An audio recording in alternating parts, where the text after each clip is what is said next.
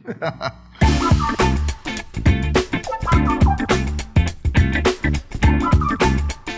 dia, boa tarde, boa noite. Eu sou Ivan Moraes e esse é o Bora de Papo, o podcast da conversa boa com quem é bom de conversa. Nessa temporada, eu que estou pré-candidato a governador de Pernambuco, troco ideia com amigos e amigas que também vão colocar a cara no santinho nessas eleições. E hoje eu estou aqui com Daniel Valença. Daniel Valença, que é engenheiro eletrônico formado pelo UFPE, tem mestrado em energia eólica, mas desde 2013 ele está mergulhado no pedal. Ajudou a fundar a Amiciclo, uma associação que é referência para a gente aqui, sobre o direito das pessoas que andam, que preferem, que gostam, que exercitam o andar de bicicleta.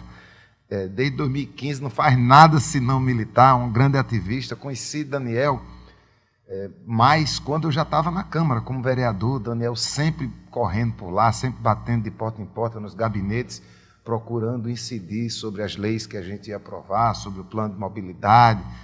Na época do orçamento público, Daniel sempre pentelhava muito, no melhor dos sentidos, para que houvesse tanto recurso para as ciclovias e ciclofaixas, quanto para a minoria da população que anda de carro e que é muito privilegiada pelo transporte. Tudo jóia, Daniel? Como é que você está?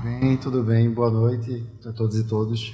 Boa noite para quem está de noite. Bom dia para quem está de dia. Como a Medeleira faz bom dia, boa tarde, boa noite. Bom dia, por enquanto. Por enquanto.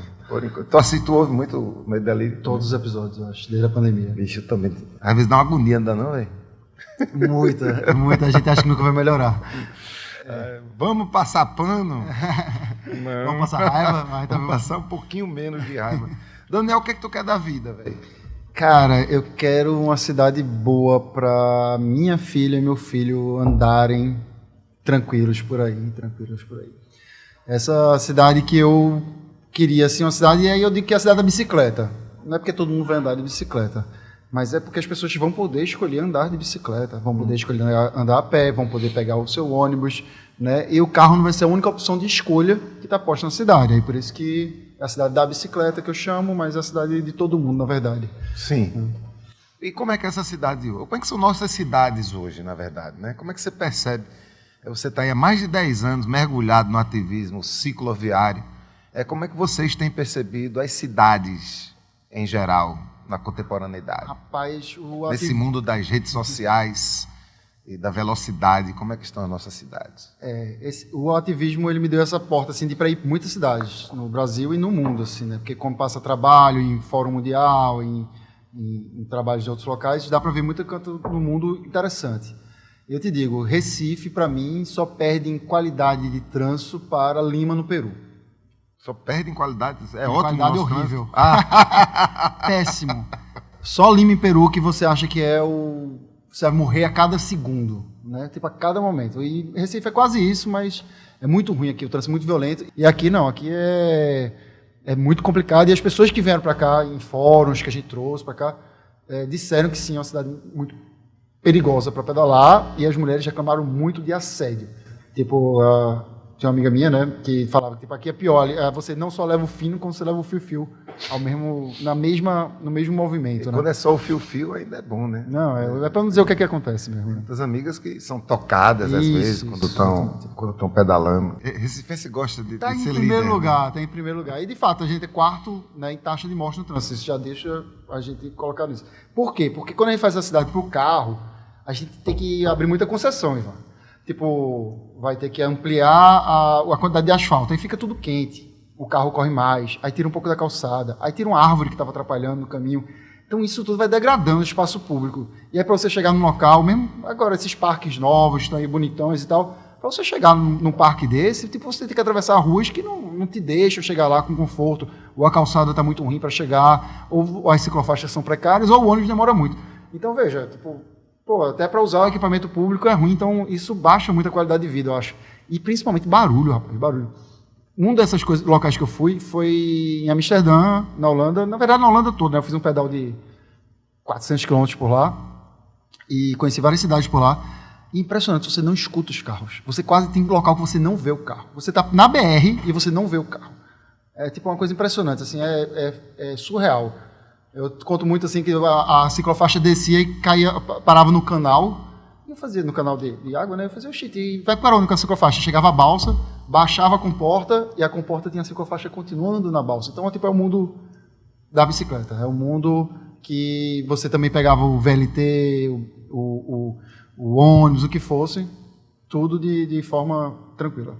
Ô Daniel, você fez engenharia eletrônica, né, na Federal, depois você se meteu na energia, né, foi trabalhar numa empresa que instalava aqueles grandes cataventos, né, aquelas usinas eólicas pelos interiores, e depois caiu na mobilidade. Como foi essa transição? Como é que você disse, não vou mais mexer com energia desse jeito, mas vou gastar minha energia militando numa ONG, fundando uma ONG que trabalha com mobilidade? Como é que...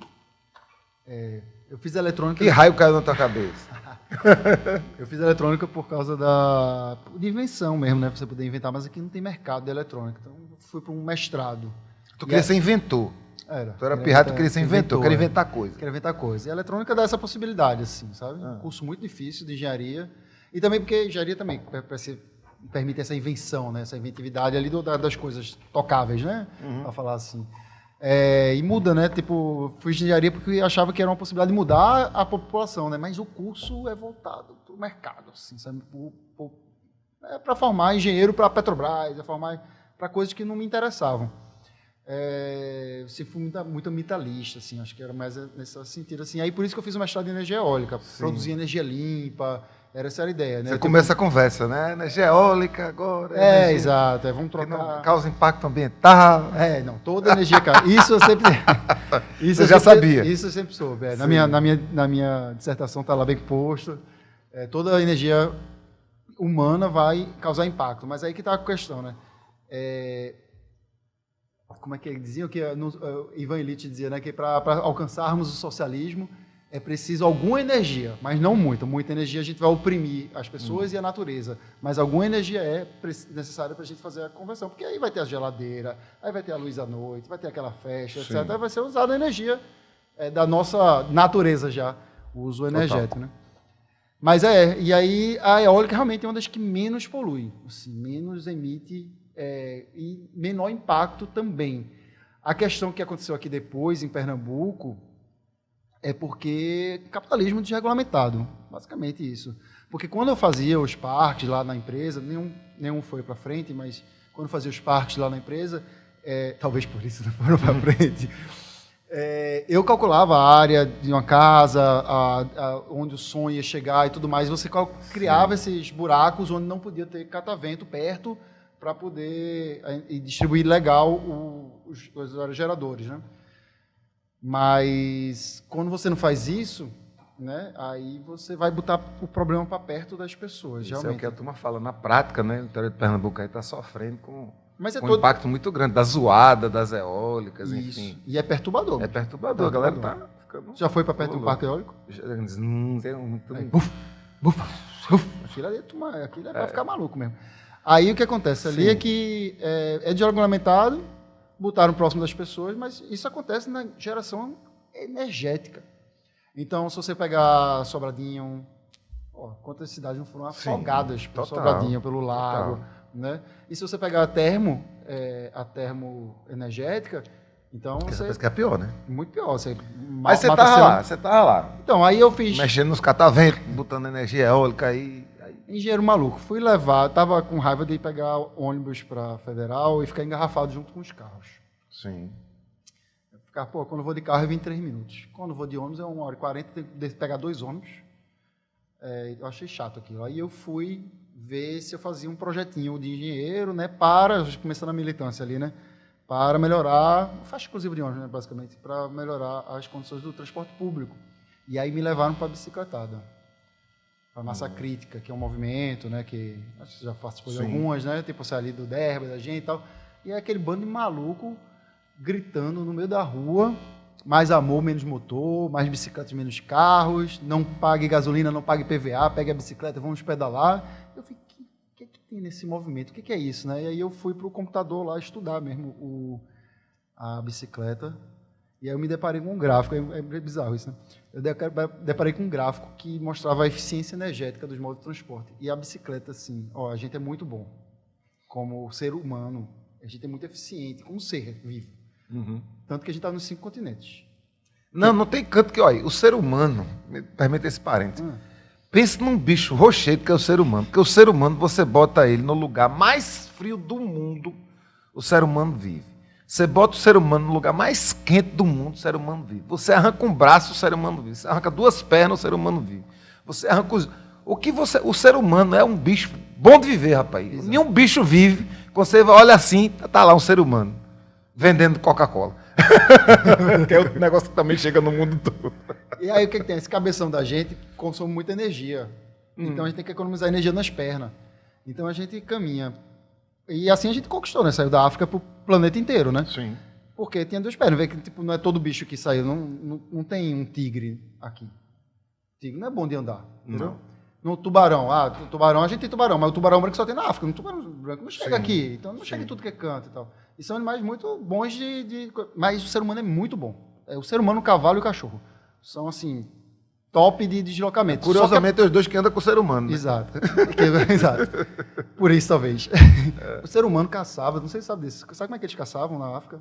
Curiosidades aleatórias. Sim. Corria atrás do animal até... Que depois eu quero falar sobre isso, que eu sou. Corria atrás do animal até o animal sufocar de calor e cair no chão para caçar. E o ser humano cabe bexiga atrás, correndo. Só correndo. Não é necessariamente com nada atirando, nem nada, não. É correndo, e o bicho comeiro correndo, ele caía de superaquecimento.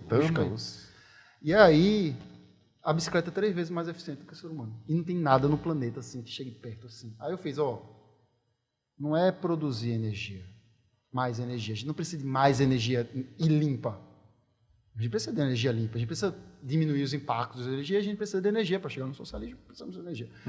Mas a gente precisa parar de consumir energia ruim. E aí veio mais bicicletas, menos carros, mais adrenalina, menos gasolina.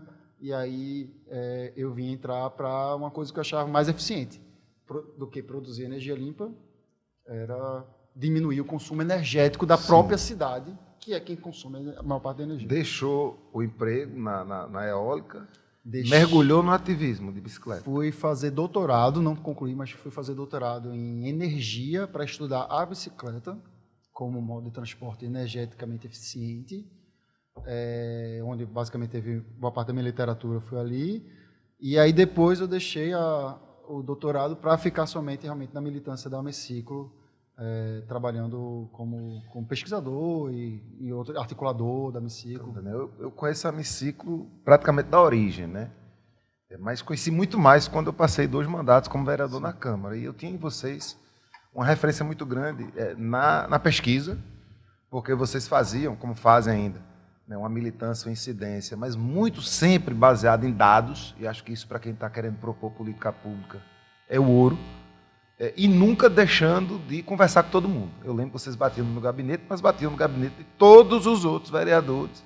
E sempre quem teve a decência, o interesse de encaminhar as pautas que vocês traziam, a gente sempre encaminhava junto. Então, acho que isso foi uma das coisas que me chamou muita atenção no teu trabalho, no trabalho de todo mundo que fez a Ameciclo nesses mais de 10 anos. Mas eu queria te perguntar assim, como foi? Como tem sido essa experiência, já há pouco mais de 10 anos que você está na Ameciclo? Que avanços você percebeu?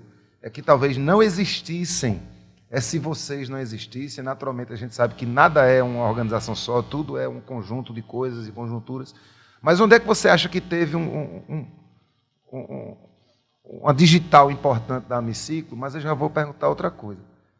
Porque a gente está muito na construção desses aprendizados, né, de militância, você vê aí. Você tem 10 anos para contar de história de uma organização social que eu entendo exitosa.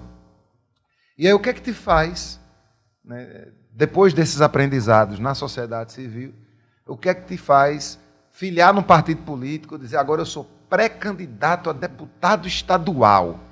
Eu tenho certeza que o povo ao redor de você falou assim, tu é doido, brother. Como foi? Como é que tem sido e como está sendo? Rapaz, a Ameciclo, para mim, eu falo isso para todo mundo, é a ferramenta de cicloativismo mais eficiente, se a bicicleta mais eficiente em transformar a cidade que a gente conseguiu construir no Brasil. Nossa. No Brasil. Tu é recifense mesmo, né, Bruno? Sou. Em linha reta. Em linha reta. Em linha reta. Não, sem sombra de dúvidas, assim, a gente não só foi uma das mais premiadas agora no prêmio da Bicicleta Brasil, do Ministério das Cidades, como mais premiado no prêmio Promovendo a Mobilidade de Bicicleta no Brasil, do transporte ativo. A gente é bem premiado, a galera nos vê como referência. Aí tem a União de Ciclistas do Brasil, a Ciclocidade, são outras organizações que estão aí a par, mas assim, a própria transporte ativo, mas a gente tem top 1, vou deixar a parte. De ativismo, assim, de ativismo sério, como você falou, baseado em dados, né, premiado pelos dados. E eu vejo isso como uma ferramenta de transformação. E por isso que eu invisto meu tempo nela. Porque tem bike polo, tem o cicloação, tem a buzina mais no freio, que compõe, né, esse campo do ecossistema do cicloativismo. Da cultura da bicicleta, né? E aí nós transformamos a cidade aqui, acho que em vários pontos, né? Eu acho que anteontem eu estava lá na Câmara dos Vereadores e estava vendo lá o seu paraciclo, né? Paraciclo que você colocou lá. Eu acho que muita gente do Estelita começou a pedalar com a Messico, fazendo algumas palestras por ali, né? Eu acho que isso foram tangenciando e entrando, a gente sempre fez, como você falou, com parceria não só com os legisladores, mas com os outros movimentos. A gente sempre foi lá falar com todos eles, MTST, MST, Movimento Mulheres, Movimento das Pessoas Negras, etc, etc, para poder apresentar a pauta e aprender com a pauta. Acho que isso é exitoso. Mas, assim, de forma política pública, o plano de mobilidade do Recife, do jeito que está, ele é uma vitória da gente. Assim. Tanto que não está sendo implementado. É tão bom que não está implementado. Exato. Não é o plano Daniel, não é o plano dos sonhos, mas ele é muito bom, é muito avançado. O plano tem escrito desestímulo ao uso do automóvel, rapaz, está há 10 anos na frente do que o resto do Brasil. Assim. Está escrito lá. Está escrito lá. Agora, fomos conseguindo algumas conquistas, aumentando a estrutura escoviária, precária, ainda não conseguimos 2 avenidas, né? Tem a Gamenon, tem a Mascarenhas agora, ou seja, foi conseguindo algumas coisas, mas agora, nos últimos anos, temos esbarrado nos avanços, porque a gente conseguiu com o plano de mobilidade desde 2021, e não avança nada, e a gente está judicializando. Então, nesse momento que a gente começou a entrar na justiça para pedir que reduza as velocidades máximas nas vias para parar de morrer gente, vê, que coisa difícil de cumprir. Está lá no plano, está lei, eu tenho que pedir para a justiça para parar de matar gente. Religamento das lombadas eletrônicas da madrugada, estamos entrando na justiça. Então a gente acha que barrou, assim, é como se fosse assim, acabou a política. Essa parte da política em que a gente é um CNPJ que conversa com os legisladores, que conversa com o poder público, está muito difícil de ser tratada ao ponto que a gente está judicializando. E quando a gente judicializa, menos gente ainda conversa com a gente, né? Porque aí a prefeitura está conversando com eles, a gente está processando a gente e tal. Então, a gente acha que tem que dar um novo pulo. Esse foi o passo que a gente está vendo agora. Então, vamos entrar na Assembleia Legislativa, vamos, né, militar por dentro. E se é para fazer alguma coisa, é para fazer a mesma coisa que a Messico faz, só que maior, com mais estrutura, que é para poder crescer realmente assim, o que a gente já fez. Que a gente já faz muito bem. Acho que a gente faz muito bem, só que a gente não tem poder. Daí entrar no poder para poder mudar mais rapidamente o chão. Pode crer, né? Essa fala tua me lembra 2 coisas. A primeira do paraciclo que você fala, né? Eu fui eleito em 2016, comecei a trabalhar na Câmara em 2017. Em janeiro de 2017, antes de começar ainda as sessões ordinárias, a maioria das pessoas que trabalhavam comigo no mandato iam para a Câmara de Bicicleta, inclusive eu. E numa sexta-feira, Jorge Cavalcante, que era meu coordenador de comunicação, foi lá trabalhar com sua bicicleta, amarrou a bicicleta na grade que fica entre a Câmara Municipal e o Parque 13 de Maio, foi tomar uma depois da sexta-feira, quando chegou lá no outro dia para buscar a bicicleta, cadê a bicicleta? Né? E aí, na época, eu fui falar com o pessoal da mesa diretora, falei, você tem agora um vereador que anda de bicicleta, a Câmara não tem um bicicletário. Roubaram a bicicleta do meu assessor, é muito provável que a minha venha a ser roubada, vai ser muito sujeira, né, se a bicicleta do vereador for roubada dentro da Câmara. Imediatamente, nós mobilizamos a mesa diretora falou, escolha o lugar que a gente vai botar um bicicletário. Aí eu falei com vocês da Hemiciclo, César Martins foi lá na Câmara, olhou as vagas tudinha que tinha, pegou uma vaga que era numa sombra, na entrada, era num lugar de um estacionamento exclusivo, acho que do presidente da Câmara, quem quer que seja. E a gente conseguiu, está lá hoje. Eu tenho o maior orgulho do mundo quando eu chego hoje na Câmara e vejo aquele paraciclo lotado de bicicletas, porque assim, é só poder chegar, né? É só ter a oportunidade de usar, que as pessoas usam. E isso me dá um orgulho muito grande. Eu digo que foi minha primeira obra pública, né? Que foi a construção, a instalação de um bicicletário, de um paraciclo, lá na Câmara, num lugar bom, seguro, com câmara, com sombra embaixo de uma árvore. Não é a sombra ideal, mas é um lugar bacana que dá para você estacionar sua bicicleta. E outra coisa, quando você fala da decisão de entrar, e aí eu noto logo que não foi uma decisão de Daniel, no meio de uma série, né? Já sei, tive uma ideia, você agora é político, vou filiar num partido político. Então, aparentemente é uma decisão do movimento, né? Das pessoas que estão contigo, pela cultura da bicicleta, pelo direito das pessoas que pedalam e pela mobilidade em geral. É isso mesmo? Exatamente. Tipo, foram construindo isso desde o ano passado, ano retrasado, quando alguns outros mandatos de pessoas de bicicleta ganharam o Brasil, né? Então, tipo, a gente tem o caso de Renata Falzoni, lá em São Paulo, a gente tem Goura, lá em Curitiba, Paraná, e tem Marquinho em Santa Catarina. Então, esses mandatos, e principalmente Falzoni, que ela é muito famosa, né? As pessoas começaram a realmente cutucar, dizer, ó, a gente precisa fazer isso também, né? A gente precisa fazer isso também e a gente acha que é você. Aí Falzoni também chegou para mim, a gente precisa fazer isso também e acha que é você. Então, a gente foi falar isso, eu fui lá conversar contigo, porque exatamente, eu acho que o seu mandato lá na Câmara, era isso, ele era transformador. Ele me fez voltar a gostar de política.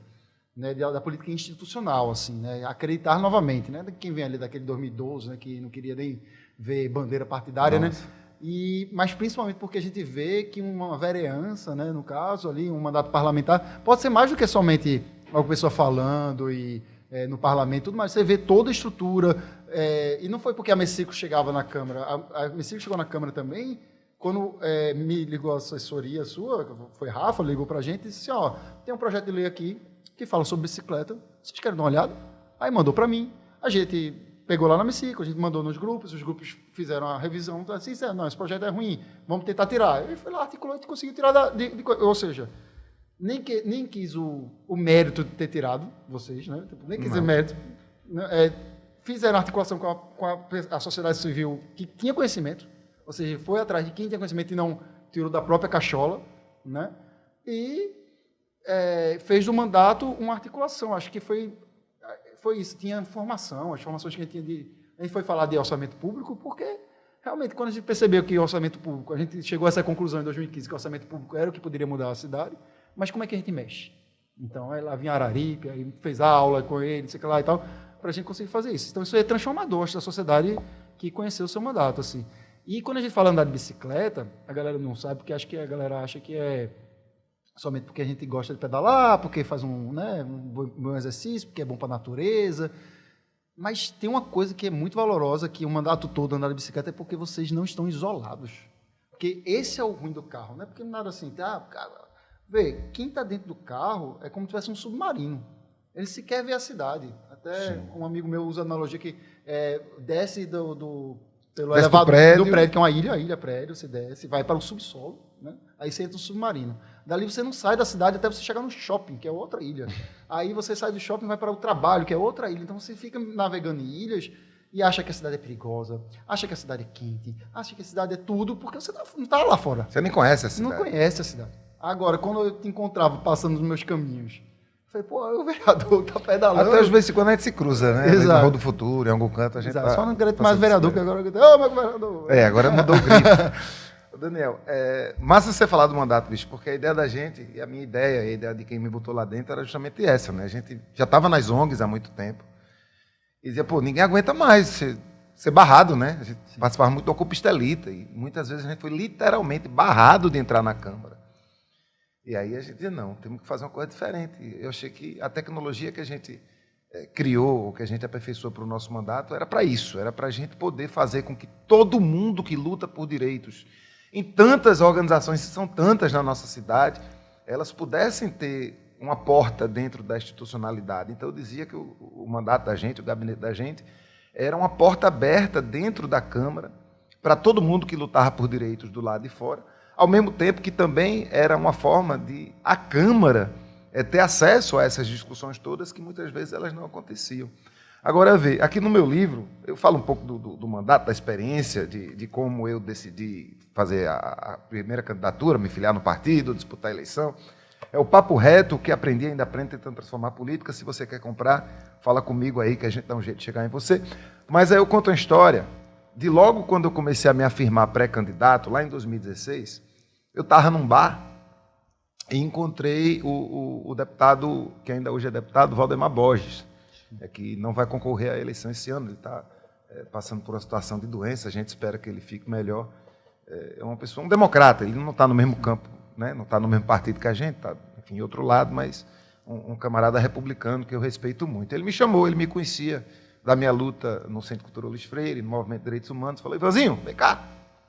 Eu disse: Rival, ele é verdade que você vai ser candidato? Eu disse: é verdade.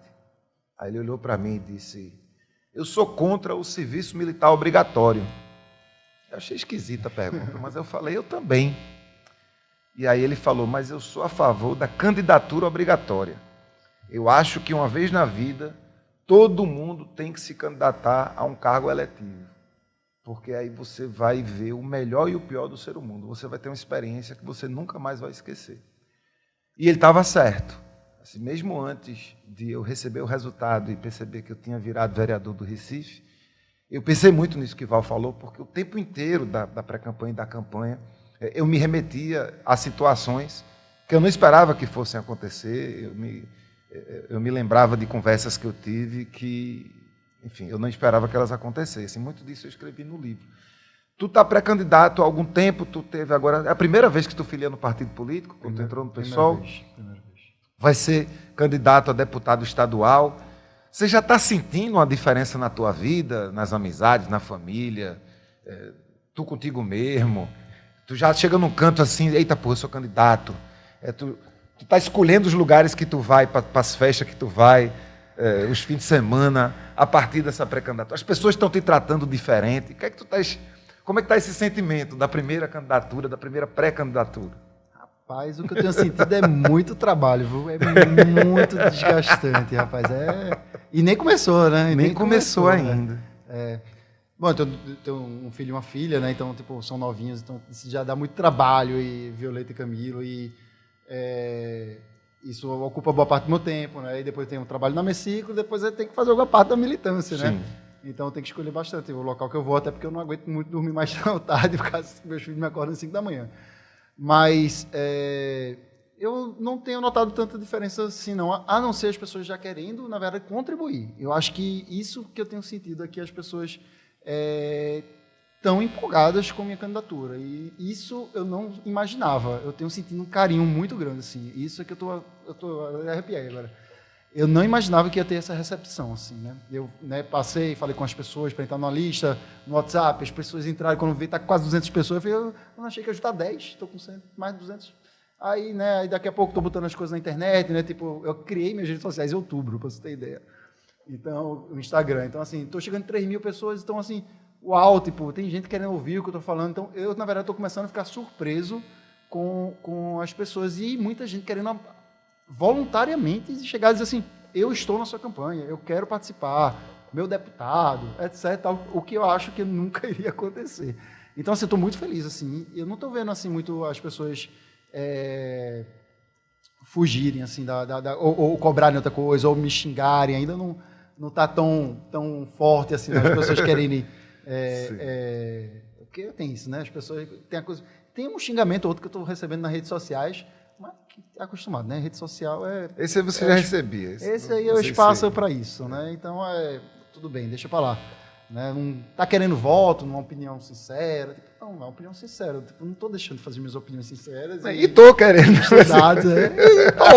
Mas não é por isso. Não né? é por isso. Né? Não é por isso que eu estou aqui falando isso. Né? Acho que as candidaturas feitas nossas, feito aqui, a sua será, e feito a minha será, e como as minhas anteriores foram, eu acho que elas têm uma vantagem interessante sobre candidaturas da política tradicional, em que muitas vezes o candidato ou a candidata ela procura medir que tipo de discurso ele ou ela tem que fazer, que tipo de pauta ele ou ela tem que tratar para receber os votos.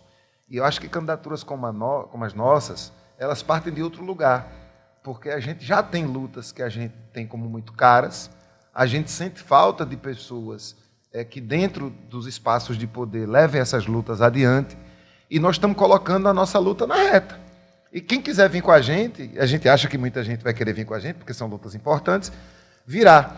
E a gente não vai abrir mão nem 1 centímetro daquilo que a gente acha correto, porque senão a gente votava nos outros, né? Já tem gente demais abrindo mão de suas pautas, não precisa de mais um fazendo a mesma coisa. Isso eu tenho notado, isso é verdade. Isso eu tenho notado. Eu sempre fui tido um pouco como radical nesse sentido, né? Porque, enfim, falando isso aqui, porque o problema é real. Se o problema é real, precisa ir na raiz. Se precisa ir na raiz, precisa ser radical. E as pessoas pedindo meio que para pasteurizar muito o discurso e tal.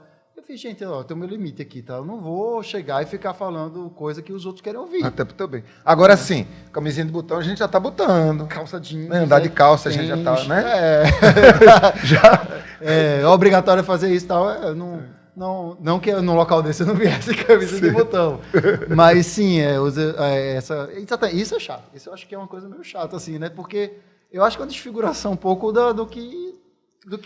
E essa coisa parece que você está sempre se fantasiando para uma coisa que eu acho que também devia ser militância. Mas eu acho que até que certo ponto faz sentido, porque a gente quer falar com mais gente, né? E eu acho que se cientificamente se comprova que você fala com mais pessoas, se você tiver com o cabelo mais bem cortado, se tiver com a camisa de botão, eu não faço questão, não. Eu topo esse, entre aspas, esse sacrifício. A Lynch que diria isso, né? A Lynch, que é um dos teólogos aí do ativismo, ele diz assim, se um radical quiser... precisar cortar os seus cabelos grandes, ele na época dos hippies, né? Se um radical precisar cortar seus cabelos grandes para conseguir concluir seus objetivos, ele assim o cortará. Cortará? Então tá aqui, eu fiz a barbinha e tal. É melhor cortar o cabelo do que mudar o discurso. Muito melhor, Muito né? melhor. Exato. Daniel, a gente falou sobre tua pré-candidatura, sobre tua história, e, enfim, não é surpresa nenhuma que você está mergulhadíssimo na pauta da mobilidade. Mas você acha que você vai fazer sua campanha toda focado na mobilidade ou tem outras pautas que vão ter lugar também no teu discurso e no teu programa? Olha, comecei essa campanha, inicialmente eu quero realmente mostrar para as pessoas e colocar em pauta o que a AMC trabalha, que não é só mobilidade. Sim. Né? Muita da questão de segurança do trânsito, mobilidade, direito à cidade, né? As questões climáticas e tal são trabalhadas ali. E eu vejo que não tem ninguém trabalhando isso.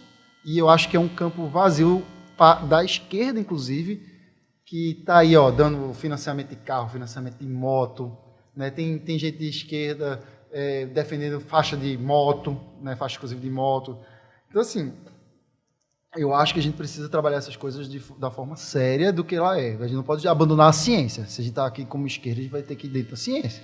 E a ciência não diz que faixa de moto é bom, não, entendeu? Que investir em carro não é bom, né, para a própria economia e tal. Então, assim, eu acho que está faltando gente falar nessas coisas.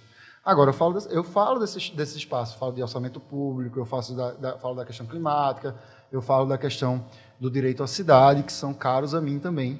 Né? Agora, eu também falo do local que eu venho da militância, do local da militância da bicicleta, que me apresentou, inclusive, com outro olhar, todas essas pautas. Por exemplo... me fez mais sentido, sei lá, entender mais sobre o racismo a partir da bicicleta, já que eu sou homem branco. Foi sofrendo, né, um fino que eu vi, né, um pouco o que é ser minoritário, entendeu? Uhum. Foi a mesma coisa com o feminismo. E na pauta do orçamento público também. Eu consigo fazer os paralelos do orçamento que é gasto para a mobilidade, veja, mais de 90% do que a gente investe na mobilidade é para o automóvel, que é, como eu falei, o contrário, né? 10% das pessoas. E quando a gente vai subindo os orçamentos todos, a gente vai conseguindo ver isso sendo replicado, como a questão, por exemplo, da desigualdade dos impostos, né? Cobra-se mais imposto das pessoas pobres para dar mais benefício para as pessoas ricas. Então, você vai fazer um plano safra, né? Você entrega quase tudo para o agronegócio e pouco para a agricultura familiar. O quão paralelo isso a entregar as coisas para o carro, e quase nada para o transporte público, entendeu? Então, tu tá montado numa bicicleta e a bicicleta tá te levando para todas essas outras pautas. Me mostra, né, outros que mundos. Tocam. Você em Porque cima a gente fala de direitos humanos, a gente fala, né, que os direitos humanos são universais, indivisíveis, interdependentes. Então o direito à mobilidade certamente vai tocar os outros direitos. Daniel, Roberta já fez assim com a mão. Quero te perguntar duas coisas para a gente dar encaminhamento para a nossa conversa. A primeira, eu queria saber, como você falou, que muita gente está se propondo a te dar uma força na campanha. Se alguém estiver escutando aí esse podcast na sua caminhada, alguém está lavando prato, ouvindo Daniel falar no pé do ouvido, e se interessou, gostou da conversa, e quer se somar, quer ser voluntário, quer dar uma força na tua pré-campanha e se integrar na turma que vai fazer campanha para tu quando agosto chegar. Como é que faz? E depois me conta aí outras coisas, referências, conteúdos, podcasts, livros, onde é que a galera pode saber mais sobre essa conversa que você trouxe para cá? Massa. Para me acompanhar nas redes sociais, é melhor ver lá no Instagram, que é danielvalença.pe, né? E ali você vai encontrar os links para ir para as outras plataformas. Estou organizando o site aí, danielvalença.com.br, né? E a depender de quando sair a entrevista, já vai estar pronto o site, né? Ali você pode ser direcionado para o WhatsApp e tudo mais e chegar na minha campanha. E um livro que transformou minha luta, que eu leio e tal, é o Apocalipse Motorizado. Ele é um compilado de artigos científicos do campo da sociologia, antropologia e tal, Ivan Illich, André Gorz, tudo mais. Ele é esse compilado muito bom, né? Fé em Deus e Pé na Tábua também, da Mata, também é muito bom, para entender um pouco essa questão da violência no trânsito, assim, ele é perfeito. Aí tem Bikenomics, uma série de livros nesse sentido, assim, que são bons, que são fundamentos. Mas o meu preferido, favorito, já li umas 5 vezes, é o Apocalipse Motorizado. Nossa. E distribuo para a galera sempre que posso, né? E, assim, para ver as coisas, eu sugiro que você vá muito no site da Mecico, você vai ter muita informação lá. E no YouTube do Circulação, Circulação Recife, ver o filme Tá no Aro, que ele é muito bom, né? Mas tem várias listas ali de filmes que embasam um pouco, tanto no YouTube da Mecico quanto do Circulação, que acho que dá um bom caráter assim, do que a gente trabalha aqui no nosso massa. Eu vou dar 2 indicações. Uma é um podcast que eu escuto sempre, de reportagens. É sobre tudo que há na face da Terra. Eu sinto muita falta de reportagem, né? Sinto muita falta do jornalismo feito com afinco, que é o Rádio Escafandro. Está no Spotify, está em outras plataformas também. Mas eu queria também indicar o programa que a Amiciclo fez durante muito tempo na Frei Caneca, que é o Solta o Freio. Solta o Freio. Tu sabe que sou eu, né? Que eu faz sei, a voz. Eu sei. Vai, Caneca! E aí tem paródia, tem pesquisa, tem dado, muita coisa. E você pode encontrar esse programa também no Spotify, né? Você bota Solta o Freio. Tem em todas as plataformas. Em todas as plataformas. Então, Daniel, foi uma alegria, um prazer bater esse papo com você. Eu acho que é conversando que a gente avança. Essa temporada do Bora de Papo conta com a produção de Joana Mendonça e Roberta Cardoso.